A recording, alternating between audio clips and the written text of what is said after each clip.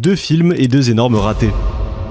Et là, c'est un peu la dernière chance pour le dieu de la foudre. Alors Marvel tente un pari fou. Ils confient leur dieu à un réalisateur de comédie indépendante néo-zélandais. Et le résultat, c'est le film qui a littéralement sauvé Thor. Il y perd son marteau, ses cheveux, son père, et il y gagne enfin une personnalité. On continue le compte à rebours Doomsday jusqu'au 16 décembre 2026. On se retrouve tous les vendredis à 18h pour le Projet Card, où on revoit tous les films du MCU. Je te donne tous les détails cachés, les références aux comics et aux autres univers de la pop culture. Enfin, on analyse et on classe dans une tier list tous les films. La semaine dernière, on est resté sur Terre avec Spider-Man. Pause. Oui, Spider-Man Brand New Day vient de sortir. Mais pour vous faire une vraie vidéo compte à rebours, faut me laisser un peu de temps. Alors vous en faites pas, une analyse complète des détails et de son lien à Doomsday va sortir dans la semaine. En attendant, suivez-moi sur mes réseaux pour pas la manquer. Et on reprend la vidéo. Et aujourd'hui, on repart dans l'espace, direction Asgard. On perd un marteau, on découvre une sœur qu'on connaissait même pas, et on retrouve un vieux pote vert coincé dans une arène. Le film qui a tout changé pour le dieu du tonnerre. Voici l'épisode 18 du Projet Card sur le film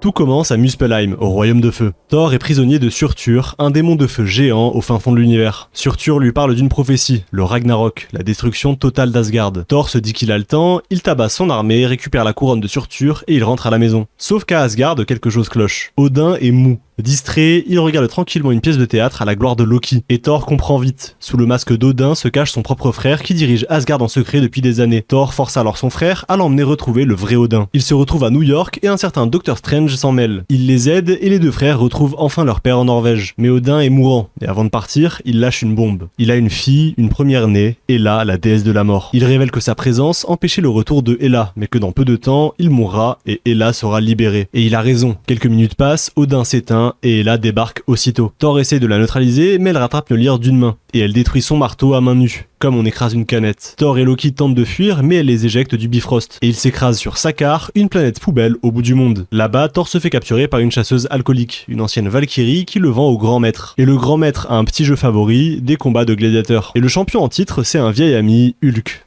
Hey! Hey! We know each other! He's a friend from work!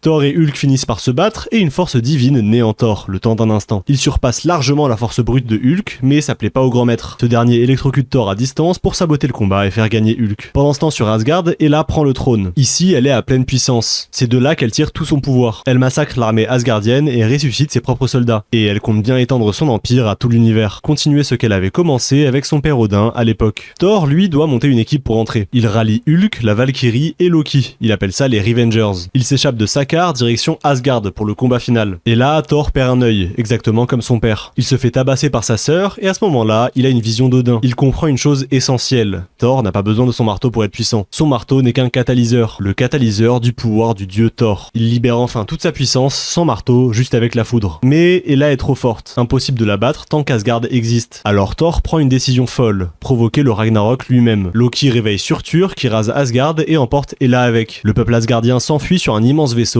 Thor est enfin roi. Et pile à ce moment, un vaisseau énorme leur barre la route. Celui de Thanos. Les problèmes viennent seulement de commencer.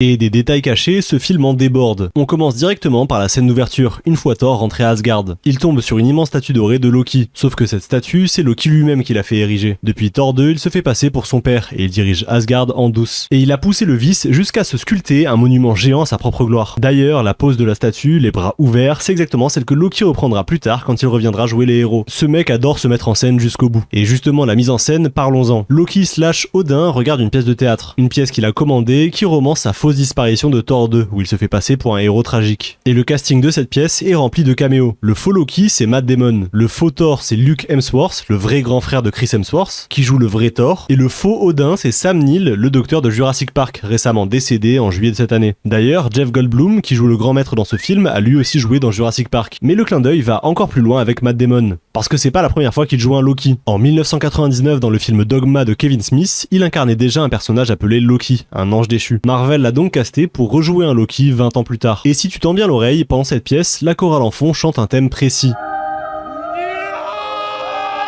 C'est le thème funéraire de Frigga, la mère de Thor, entendue dans Thor 2.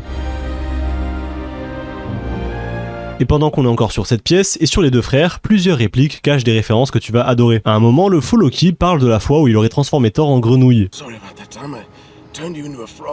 Ça paraît absurde, mais c'est une vraie référence à un comic de Walt Simonson en 1986. Et dans les comics, il existe carrément une version grenouille de Thor. Elle s'appelle Trog, un Thor grenouille avec un mini marteau. Et juste après la pièce de théâtre, quand Thor a capté la supercherie, il met au défi son faux père Odin / Loki. Il lance son marteau et met la tête de Odin entre sa main et son marteau. Il rappelle ensuite Mjolnir et le menace de lui écraser la tête. Et bien c'est encore un clin d'œil aux comics de Simonson, à un moment précis où Thor fait exactement ce geste. Loki se dévoile et Thor lui ordonne de retrouver leur père. Alors ils vont sur Terre, et si tu regardes bien, Thor a un parapluie. Et ce parapluie, c'est Mjolnir déguisé.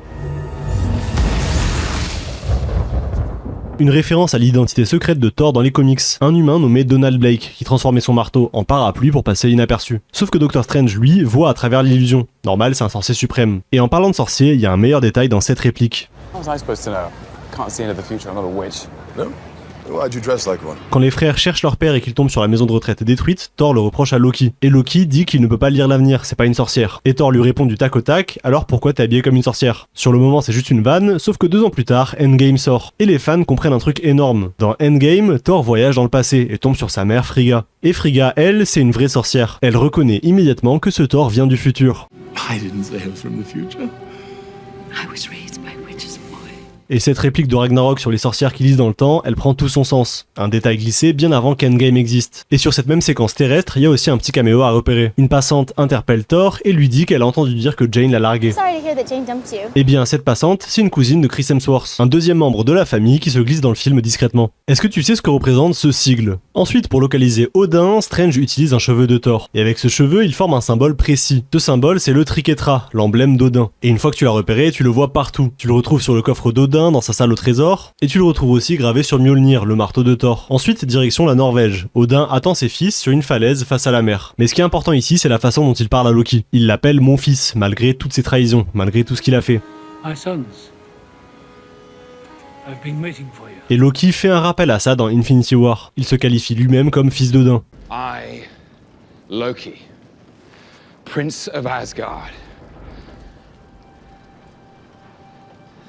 Odin's son. Jusqu'à la fin, Loki voyait Odin comme son vrai père. Et pendant cette scène, il dit quelque chose de particulier sur Hela. Il dit que sa vie était tout ce qui la retenait. Et là, faut remonter à Thor 1 pour capter un détail. Dans le premier film, Odin présente Thor comme son premier-né. Et si tu regardes bien la réaction de Frigga à ce moment-là, elle tire une drôle de tête, comme si elle savait très bien que c'était faux. Après la mort d'Odin, Hela explose le marteau et éjecte les deux frères jusqu'à Sakaar, et Thor subit encore un vieux running gag. Quand Valkyrie capture Thor, elle le paralyse et son visage s'écrase contre le hublot de son vaisseau. Et ce plan, il est pas là pour rien. C'est un running gag qui suit Thor depuis Thor 1. Souviens-toi, dans le premier film, il se fait renverser par la voiture de Jane à leur rencontre. La première fois qu'on le voit, il se prend une vitre. Puis une deuxième fois quand il s'échappe de l'hôpital. Elle le percute encore et il se reprend une vitre. Quand il se réveille à l'hôpital, on le plaque contre une vitre. Et le gag continue même dans Infinity War, quand il s'écrase contre le pare-brise du vaisseau des gardiens. Le dieu du tonnerre, le plus puissant des Avengers, ne peut rien faire contre une vitre. Et une fois sur Sakaar, regarde bien le palais du grand maître. Sur la façade, il y a d'immenses statues. Ce sont les anciens champions de l'arène. Et parmi eux, plusieurs figures Marvel bien connues des lecteurs de comics. On a Ares, le dieu de la guerre. On a Bybeast, une créature à 2 têtes. On a Man-Thing, un monstre des marais. Et surtout, on a Beta Ray Bill. Alors lui, c'est un gros morceau, et en plus, j'en ai jamais parlé sur la chaîne. Les Corbinites. Il y a un crâne de Corbinite. Il est dit que des Corbinites, Beta Ray Bill, c'est un Corbinite, un extraterrestre qui dans les comics réussit à soulever Mjolnir et devient un successeur de Thor. Et le voir en statue sur cette façade, c'est la confirmation qu'il existe bel et bien dans le MCU. Et beaucoup espèrent encore le voir débarquer un jour en live action. Vu comme Marvel adore piocher dans les vieux persos, c'est peut-être qu'une question de temps avant qu'il pointe le bout de son nez. Peut-être dans Avengers Secret Wars sur le Battle World. Plus tard, on fait la rencontre d'un autre champion de l'arène. Il a 3 têtes, il s'appelle Heijo. Et ces 3 visages, tu les connais. Au centre, c'est le cascadeur Shane Rengi. Bon, peut-être que lui tu connais pas en vrai. Mais de chaque côté, on a Taika Waititi, le réalisateur, et Chris Hemsworth lui-même. Le réal et sa star planqués dans un personnage à 3 têtes que personne regarde jamais. Et le grand maître qui règne sur tout ce bazar, il cache lui aussi pas mal de secrets. Mais d'abord, c'est qui ce grand maître? C'est l'un des êtres les plus vieux de l'univers, un doyen. Et surtout, c'est le frère du collectionneur, Tanelir Tivan, celui qu'on a croisé dans les Gardiens de la Galaxie. 2 frères qui collectionnent des trucs rares à travers le cosmos. L'un, des objets, et l'autre, des combattants. Ça doit être un truc de vieux. Maintenant, on va s'arrêter sur une fameuse musique. Quand Thor est présenté au grand maître, on le balade sur une sorte de petit train, un peu comme l'attraction Small World à Disneyland. Et la musique qui joue, c'est Pure Imagination. Surrounded by cosmic gateways, Sakaar lives on the edge of the known and unknown. It is the collection point for all. Le morceau culte de Willy Wonka et la chocolaterie. Et le clin d'œil est parfait, parce que dans Willy Wonka, il y a justement une séquence de tunnel cauchemardesque menée par un personnage excentrique et imprévisible. Exactement comme le grand maître, un hôte fantasque qui peut te tuer d'un claquement de doigts tout en gardant le sourire. Et pendant que Thor est chez lui, il passe par la case coiffeur, et on lui rase sa longue chevelure pour son plus grand plaisir. Et le coiffeur qui tient les ciseaux, c'est Stan Lee en personne, le créateur de Marvel qui coupe lui-même les cheveux du dieu du tonnerre. On avance un peu et on arrive au moment où Bruce Banner tente de sauver les Asgardiens sur le pont en sautant du vaisseau. Il espère se transformer en Hulk en plein vol. Et ce saut, c'est un remake d'une scène de l'incroyable Hulk en 2008, où Banner sautait d'un hélicoptère pour déclencher sa transformation. Sauf que cette fois ça rate, il reste Banner et il s'écrase lamentablement au sol. Et quand il finit par se transformer, regarde son torse. On aperçoit brièvement une cicatrice. Celle laissée par l'Abomination, son grand ennemi de ce fameux film de 2008. Et il y a un autre détail sur Hulk que j'adore. Lorsque tout le monde s'enfuit d'Asgard, quand Loki passe devant lui, Hulk serre brièvement le poing. Une vieille rancune qui remonte à Avengers, quand Hulk l'avait explosé. Et ce gag précis, Marvel le refera à l'identique dans Endgame, en haut de la tour des Avengers. Et en parlant d'Avengers, ce film est un vrai musée de callbacks au tout premier rassemblement des héros. Premier callback, le plus évident. Thor présente Loki au grand maître et dit « c'est mon frère ». Et Loki, pour ne pas griller sa couverture, le corrige aussitôt. Il dit « je suis adopté ». I've never met this man in my life. He's my brother. Adopted. Et bien cet échange, c'est la reprise exacte d'une scène d'Avengers. Dans Avengers, Thor défend Loki en disant « c'est mon frère ». He's my brother. He killed 80 people in 2 days. He's adopted. Et Natasha lui rappelle qu'il a tué 80 personnes en 2 jours. Et Thor répond gêné qu'il est adopté. Ensuite, dans l'arène, quand Hulk devient incontrôlable, Thor tente un truc désespéré. Il réutilise une vieille technique, la petite berceuse que Natasha utilise dans l'ère d'Ultron pour calmer Hulk. Sauf que là, ça marche pas du tout. Hulk le fracasse contre le sol, exactement comme il avait fracassé Loki dans Avengers. Le fameux Puny God, sauf que cette fois, c'est Thor qui déguste. Plus tard dans le Quinjet, quand Thor tente d'activer le vaisseau, il tente un premier nom de code, le plus fort des Avengers. Strongest Avenger. Access denied. Mais l'ordinateur de bord le reconnaît que sous un seul nom, Point Break. Point Break. Welcome, Point Break. Et Point Break, c'est le surnom que Tony Stark avait donné à Thor dans Avengers, à cause de sa ressemblance avec le personnage du film Point Break. No hard feelings, Point Break. You got a mean swing. Mais revenons au début du film, dans le coffre d'Odin, quand Hela le visite. Elle règle un vieux débat des fans, elle voit le gant de l'infini et le traite de faux. Ce qui répare l'incohérence des 2 gants qui traînaient dans le MCU. Elle valide par contre le Tesseract parce que c'est une vraie pierre de l'infini. Mais elle snob la couronne de Surtur en disant qu'elle est plus petite qu'elle pensait. Et grosse erreur parce que c'est précisément cette couronne qui servira à déclencher le Ragnarok. Et par la même occasion, la détruire elle. Et pour clôturer tous ces détails cachés, on termine avec le personnage le plus attachant du film, Korg. Korg, ce petit tas de pierre tout doux, c'est Taika Waititi qui lui prête sa voix. Le réal du film joue lui-même l'un des personnages les plus aimés. Et Korg, c'est une créature bien précise. Un Cronan, une race de guerriers de pierre. Et t'en as déjà croisé sans le savoir. Thor en a détruit un dans Thor 2 pendant une bataille, et on en voit carrément 2 se battre pendant une scène des Gardiens volume 2. Ensuite, écoute bien les blagues de Korg. Un moment, il fait une vanne sur le pierre-feuille-ciseau. Il dit à Thor qu'il a rien à craindre, sauf s'il est fait de ciseaux. You don't need to be afraid unless you're made of scissors. Just a little rock, paper, scissors joke for you. Et plus tard dans le film, Korg racontera qu'il a accidentellement marché sur son pote Mick. Oh, Mick's dead. Oh. Yeah, and I accidentally stomped on him on the bridge. Et Mick, justement, il a des bras en forme de ciseaux. La pierre qui écrase les ciseaux. Et le meilleur, c'est quand Korg propose une arme à Thor pour son combat. Il lui tend une petite fourche en bois à 3 pointes. Et il précise qu'elle sert à rien, sauf si tu combats 3 vampires serrés les uns contre les autres. Yeah, not really useful unless you're fighting off 3 vampires that were huddled together. Cette réplique, c'est un clin d'œil direct à un autre film de Taika Waititi, What We Do in the Shadows, sa comédie culte sur des vampires en colocation. Le réal glisse une pub pour son propre film, dans la bouche d'un personnage qu'il double lui-même.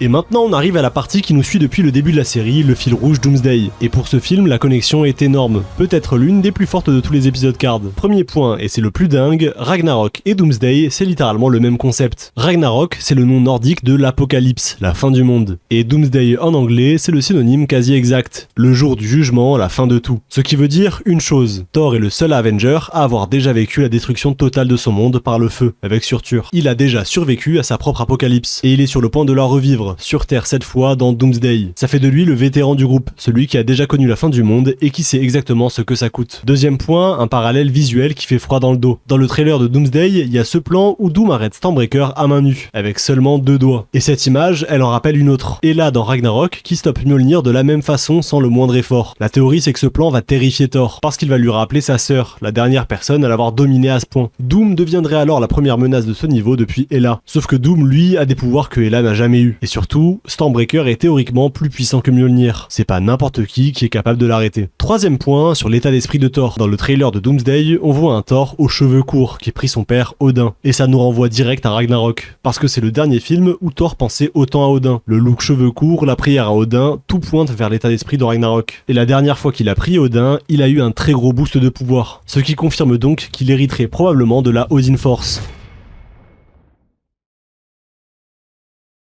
On passe au verdict, et pour une fois, je vais être totalement d'accord avec l'avis général. Ce film, c'est une réussite. À l'époque, faut se remettre dans le contexte. Thor, c'était un peu le mal-aimé du MCU. Ses 2 premiers films en solo étaient au mieux corrects, au pire oubliables. La presse les avait accueillis très tièdement, avec des notes moyennes qui ne décollaient jamais. Trop sérieux, trop rigide, trop coincé dans un délire pseudo-shakespearien. Et là, Taika Waititi débarque. Un réal de comédie indépendante, connu pour son humour décalé. Et il fait un truc que personne n'attendait. Il redonne à Thor ses vraies qualités de dieu. Un dieu puissant, charismatique, mais surtout enfin drôle et attachant. Et l'accueil a suivi. Le film est devenu de loin le mieux reçu de toute la trilogie Thor. Salué comme une aventure cosmique colorée qui a carrément redéfini le standard de la saga. Au box-office, il a dépensé les 850 millions de dollars. Et si on compare aux 2 premiers Thor, y a pas photo. Celui-ci les dépasse tous les deux largement. Ce qui a été encensé, c'est l'humour et le style visuel. Cette planète Sakaar qui ressemble à une planche de comics des années 60. Hemsworth qu'on découvre étonnamment drôle. Un Jeff Goldblum complètement fou en grand maître. Et ça faisait un bien fou à l'époque de revoir ce Hulk. Un Hulk qui parle, qui a du caractère, qui existe vraiment en tant que personnage. Même si avec le recul, faut être honnête, ce Hulk est devenu ensuite une trop grosse blague, à force de perdre en puissance et en rage au fil des films. Alors, est-ce que le film est parfait? Non. Et là aussi, je rejoins une critique qui revient très souvent. Le vrai gâchis, c'est Hela. Kate Blanchett est magnétique à l'écran, mais le film l'a réduit à une simple machine à combattre. Une méchante charismatique qu'on n'exploite jamais vraiment à fond. Et c'est le revers de l'humour permanent. À force de tout désamorcer par une blague, certains moments graves perdent leur poids. La destruction d'Asgard, la mort d'Odin, tout passe un peu trop vite, écrasé par le rythme comique. C'est le prix à payer pour ce ton-là. Mais franchement, ses défauts pèsent pas lourd face au plaisir que procure ce film. Il est fun, il est beau, il est drôle, et il a sauvé un personnage que le MCU était en train de perdre. Alors je le place en rang A. Le meilleur Thor, une vraie bouffée d'air frais et un tournant pour toute la saga. Il lui manque juste ce petit supplément d'âme et un méchant mieux exploité pour viser encore plus haut. Et toi, tu le mets où Thor Ragnarok dans ta tier list? Et surtout la vraie question du jour, pour toi, est-ce que l'humour de ce film a sauvé Thor ou est-ce qu'il a trop désamorcé les moments sérieux? Team Waititi ou team ancien Thor plus solennel? Dis-moi tout ça en commentaire, explique-moi pourquoi. J'ai hâte de vous lire là-dessus. Like et partage si l'épisode t'a plu, ça aide énormément la chaîne. La semaine prochaine, on reste dans le compte à rebours et on redescend sur Terre. Direction un royaume caché au cœur de l'Afrique, protégé par un métal qu'on retrouve dans tout le MCU. Un roi, une panthère et l'un des films Marvel les plus récompensés de toute l'histoire. Black Panther, vendredi prochain à 18h. Abonne-toi, active la cloche et à plus.